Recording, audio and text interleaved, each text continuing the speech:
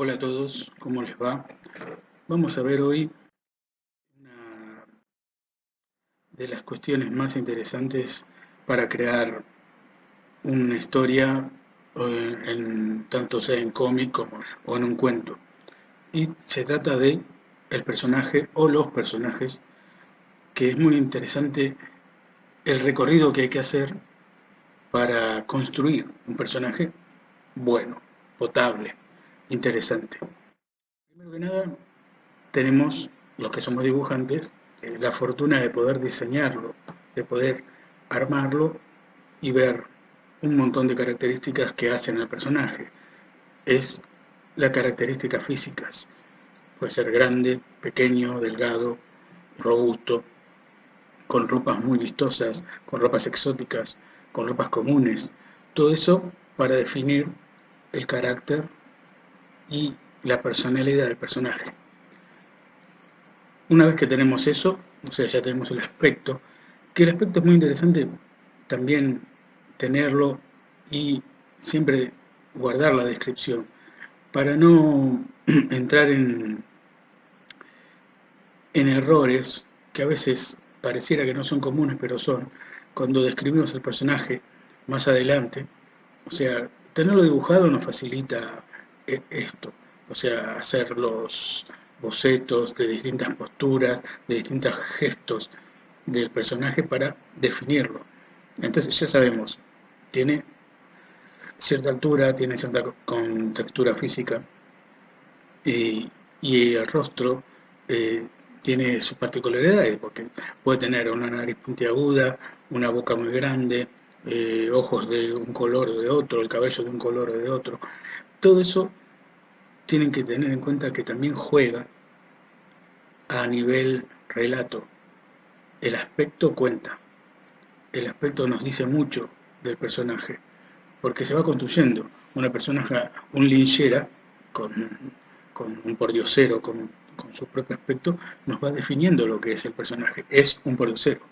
Lo mismo una, el contraste justo, la persona de mucho poder, de mucha riqueza, viste acorde. Los guerreros visten acorde a su condición. Y ni hablar de estereotipos más grandes como los piratas, los paladines, los caballeros con armadura, las doncellas. Pero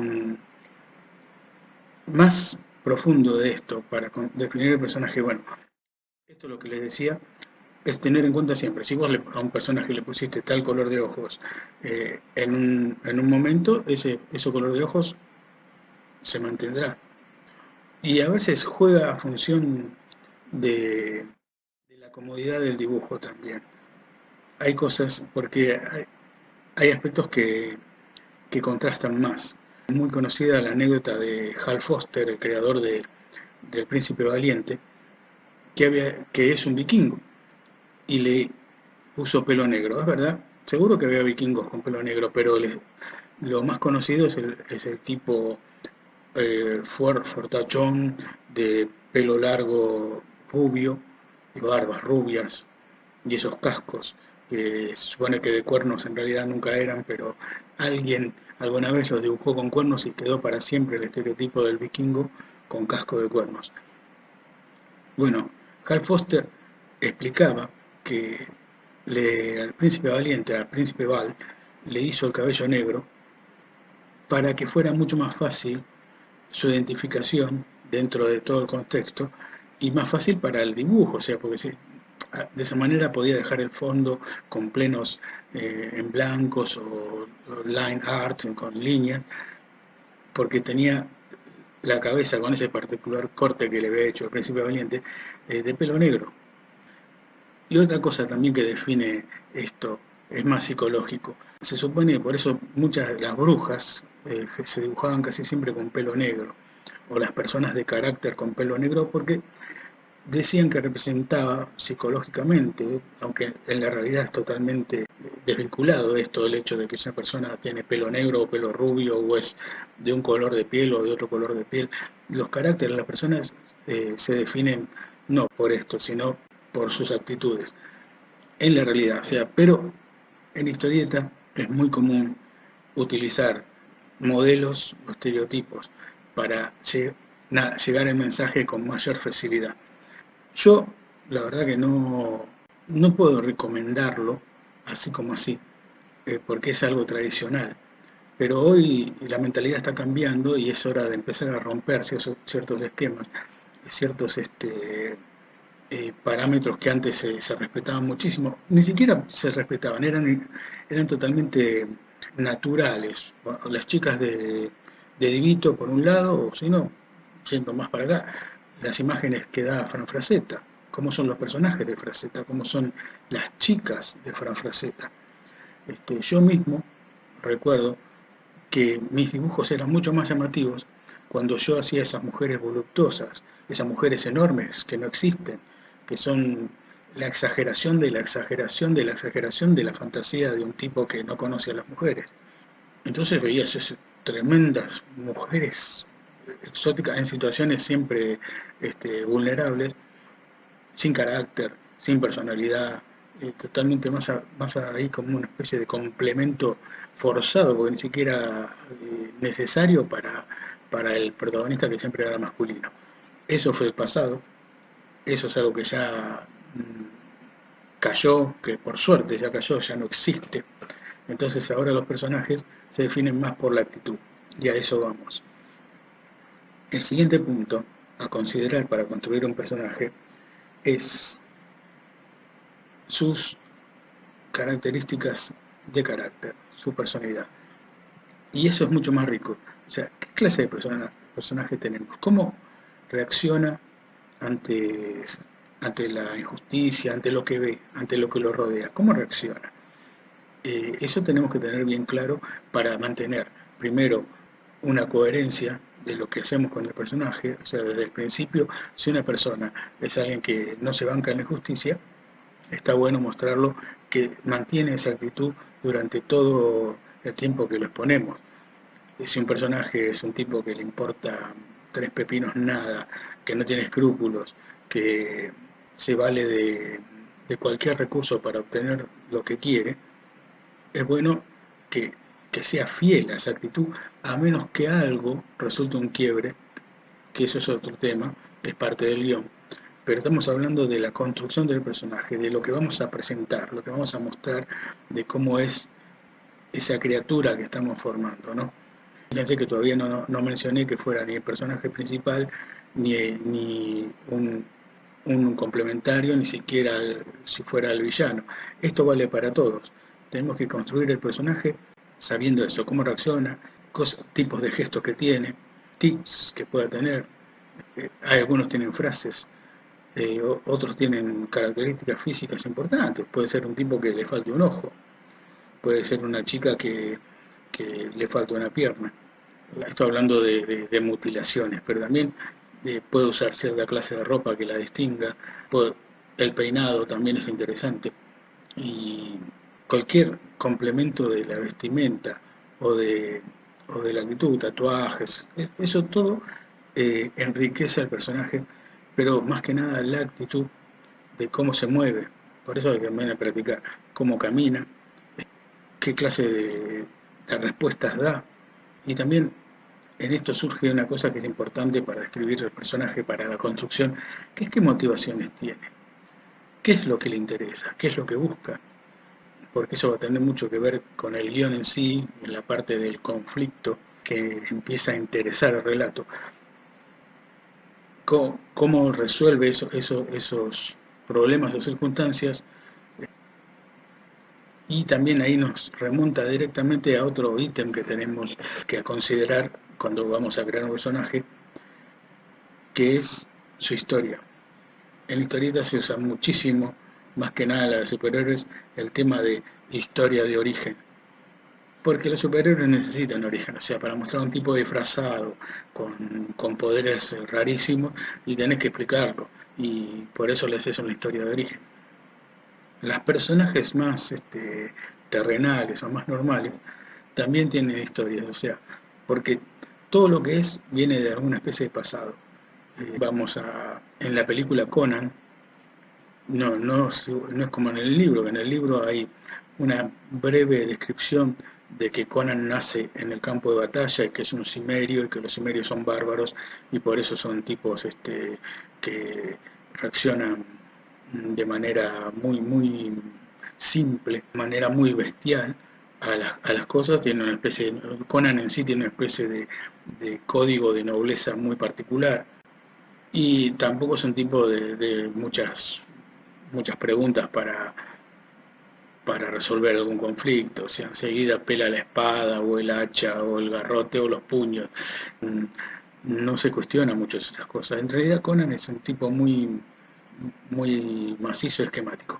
En la película, la primera, ¿no? Y con Arnold Schwarzenegger, le dan una especie de motivación, una especie no, una motivación, haciendo que una legión de unos guerreros que venían de no sé dónde, llegan a su aldea, matan a todos y toman a los nenes como esclavos. Entre esos nenes Conan, donde le da un pasado de esclavitud a Conan, que a mí un poco me molestaba porque en el libro Conan esclavo no duraba mucho. O sea, sí, lo podían hacer esclavo, reduciéndolo entre 20 tipos y atándolo a una cadena. Pero era más o menos como, ya cuando habías leído 2 o 3 relatos de Conan, y peor, si habías leído 15 o 20, vos decías, ¿cuánto puede durar esto? Porque sabías que Conan se iba a liberar, y no solo que se iba a liberar, los iba a destrozar a los tipos que lo habían capturado. Pero es un personaje que, así simple, sencillo, Robert Howard lo había construido, la gente compraba. Es un personaje de otra época, de los años 30, 40, con un machismo notable. Eh, un machismo, diría, también con ciertas matices, porque Conan respetaba a las mujeres. Tenía una actitud de defensa de las mujeres. No le gustaba que fueran golpeadas o maltratadas. El tipo intervenía, aunque no tuviera nada que ver, aunque por ahí estuviera de paso. Al tipo no le gustaba. Pero también era bastante típico para adolescentes de esa época, donde Conan terminaba siempre con la chica, terminaba matando al malo, que terminaba muy mal siempre, y batiéndose con un demonio a los puños. Los demonios en Conan o los dioses son como especie de monstruos gigantes, mezcla de lagarto con dinosaurio, con sapo, con coloso, y de varios metros de altura, y el tipo los peleaba igual.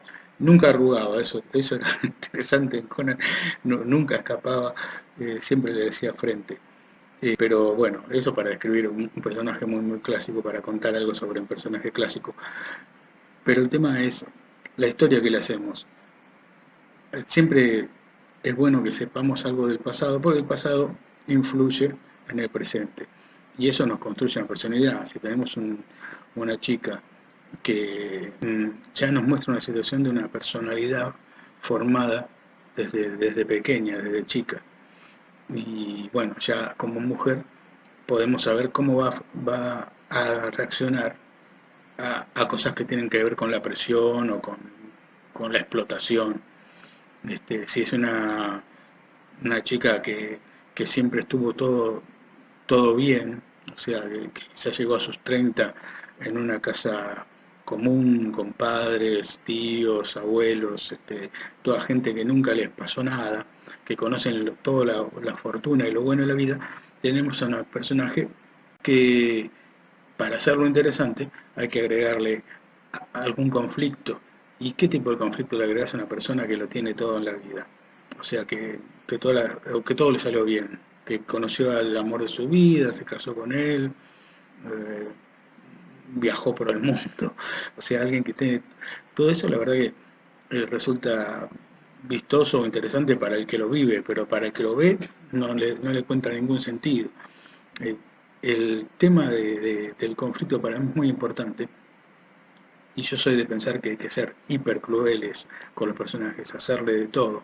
O sea, si podemos darle de golpe, si podemos arrancarle un brazo, si podemos humillarlo, si podemos hacer que pierda todo.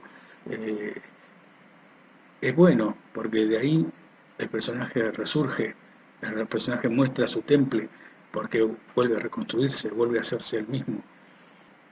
Esto por ahí puede sonar muy exagerado, pero fíjense, si no, en dos personajes icónicos de los superhéroes, si no fueron crueles con sus creadores con ellos. Batman desde el principio, y también está Superman. Batman, de chico, los papás lo llevaron al cine a ver El Zorro y lo mata a un ladrón enfrente de él, a los papás. ¿Hay algo más cruel que eso? No sé. Pero eso fue el motivo que, que transformó a ese pibe en Batman. Y después tenés Superman, Superman peor. Superman perdió todo su planeta, no solo perdió a sus padres, sino que pierde todo su planeta. O sea, viene de un mundo que ya no existe. No hay ninguno como él, es el único que quedó. Son motivaciones para tener en cuenta y ver lo cruel que podemos ser. Pero recuerden siempre que ustedes son los creadores, o sea, la crueldad que pueden mostrar también va a estar suavizada por la reconstrucción del personaje. O sea, nosotros cuando creamos un personaje le podemos hacer de todo, porque sabemos que va a surgir de todo.